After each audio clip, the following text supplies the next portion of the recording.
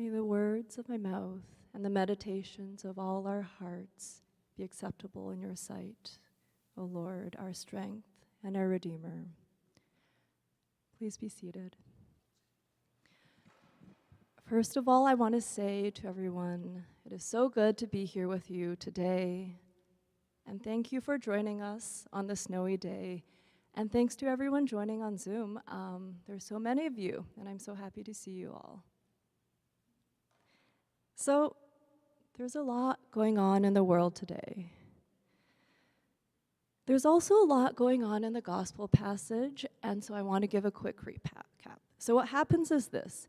Jesus is on the shores of Galilee. He's gathered his crowds. He's teaching. The crowds are pressing in. There's so many of them. He goes onto a boat in the middle of the lake to continue teaching. And then he goes fishing where everyone knows there is no fish. Of course, he catches the fish. There's a miracle. He shows himself. It's Epiphany. And then he calls the disciples. And if you do enough digging around the passages, you find he's done all of this before breakfast. It's true. He's busy. So today is the fifth Sunday before Epiphany, or the fifth Sunday of Epiphany. And this passage does two things in Luke. It is a call to discipleship, and it's also about the Epiphany, the showing, the manifestation of Jesus to the world. And it's up to this point in the Gospel of Luke, there have been examples of power, right? He's been exorcising demons, he's been healing people, and to me, this all sounds very impressive. I think to our modern years, casting out demons and the demons are talking back at him. So this is really, really impressive. But I think, picture yourselves, we're in the ancient Near East. In that world, actually, it's a world of monsters and demons, and there are also a lot of healers and exorcists running around. So really, this is not as impressive, I think, to people then as it is to now. This is an agrarian world, a world of fishermen and a world of farmers. And so actually, what is more impressive is making fish leap out of a fishless lake into your nets. That is much more impressive. And I think you can tell because in the gospel up to now, people are reacting, but they react in a much different way when Jesus does this. For the first time in the Gospel of Luke, Luke uses the word astounded. Other translations say it's terrified amazement. People are falling down in amazement. And this is when Jesus shows his power, shows who he is to the world. And then, right after he shows his powers, Jesus calls the fishermen to follow him. I think the Epiphany then is especially important in Luke's account of the call to discipleship, because if you read the call to discipleship in Matthew and Mark, it's much less exciting. There is no miraculous catch of fish. What really happens is Jesus strolling along the lake, he sees some fishermen, he says, "Come, follow me." They drop their nets and follow him, and that's it, end of story. So that's exciting. So here in Luke, something else is going on. The call comes after Jesus has shown his powers, after he has crowds following him. So many that he's standing on the boat in the lake to teach everyone.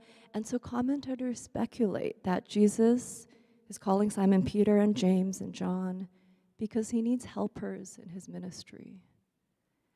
This passage is about following Jesus as he's actively engaged in his ministry. When the crowds are already pushing on him and into the lake, here we are called to be his disciples in the messiness of the world. So now I want to talk a little bit about fishing. I don't know much about fishing. Actually, I know almost nothing. And so I went to the library. But because I'm a div school student, I didn't go to the fishing section. I went to the biblical commentary section. It turns out biblical scholars also know nothing about fishing. But what they did is they actually went to interview fishermen in the Mediterranean in modern times. And they found something remarkable. There is a technique of fishing that is basically identical to what's described in detail in the story. It's called fishing with trammel nets. And so what you do is you have 1 or 2 boats, 2 to 4 fishermen in each boat, and you're using these nets made out of linen. You surround the fish with these nets, and then everyone works together to haul the fish out. It's basically what's going on in this gospel.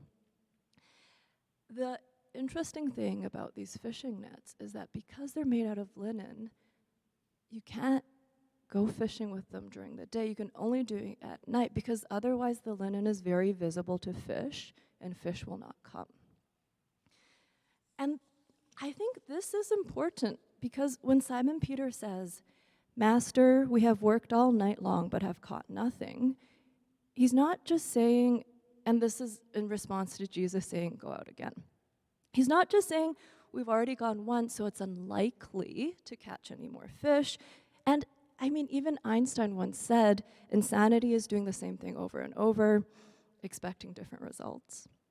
This is even worse because Simon Peter is saying it's not just unlikely, it's actually impossible to him. It's impossible based on all his experience that if you go out fishing during the day, you will catch fish. No fish will come. Why are you asking me to go? Master, we have worked all night long, but have caught nothing. And then he says what I think is one of the most beautiful passages in the gospel. He says, "And yet, if you say so, I will let down my nets. Even when I am tired and I've been trying and trying all night with my men, even when it all seems impossible, for you, Jesus of Nazareth, I will try again. I will try to do the seemingly impossible thing. I will trust you, I will get up, and I'll do it again." And then, as we all know, the catch happens. And I think so the catch happens in part because of Peter's trust. Another thing I want to point to is what Jesus has said. He says, this very small thing, he says, "Put out into the deep waters and let down your catch," into the depths. For our baptism and confirmation class with Laura and Amy and Ken and our friends from the Crossing, we've been reading Rowan Williams, and he says something very beautiful about what it means to be baptized into Jesus. He says, baptism is not permanent protection from all the difficulties and dangers of life. What it actually means, it's an invitation to go deeper with Jesus into the danger, into the fear, into the suffering, into the need, into our human need. He says it's to go deeper into the heart of a needy, contaminated, messy world. And at this point, well, I actually wanted to give some example of someone, a saint or a famous person who's done that, who's met fear face to face. And then I can say we can all be like them. But then I thought, each one of you is already in the depths. We are already in the depths right now, in the moment in the world, facing our fears. Nothing has felt so deep with fear to me as this current moment. When in the past week, we've received news of raids and closures of agencies that we never thought it possible to have closed. When together in this cathedral we hold staff meetings thinking about eventualities we never thought could happen in this world, in this country, in this century. So we're already in the depths, and it's a terrifying place. But perhaps what I also want to say is we are in the depths. And maybe this is where Jesus wants us to be. I don't mean this in the sense of trying to valorize suffering or trying to justify the current state of the world because that's God's will, because I don't think it is at all.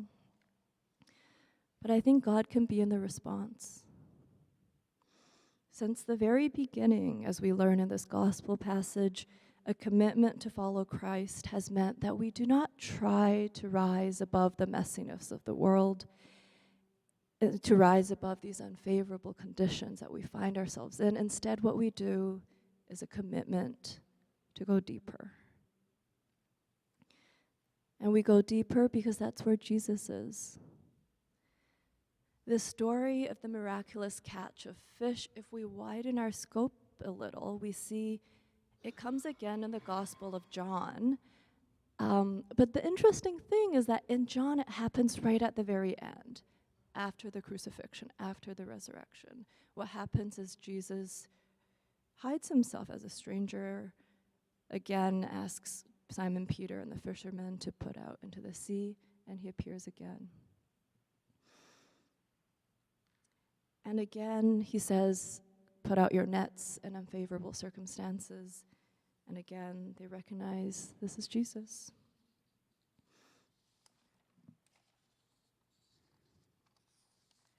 So I think if we read both Gospels together, this is also a story of Epiphany in our time. It's a story of renewing our commitment to discipleship and a story of renewing our commitment to hope and trust. Because after Jesus' death, when his disciples are huddled together, they're terrified, they're grieving for what looks to them like the end of the world as they know it. At that time, he comes to them. And he gives them instructions on living and on finding him again. He says, put out into the deep waters and cast down your nets.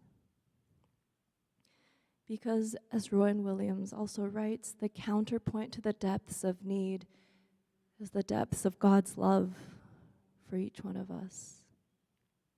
And so even as we are in the depths of need, we can choose how we cast our nets. We can choose how we act and how we respond and how we live, trusting that as we go into the depths, there we will meet Jesus.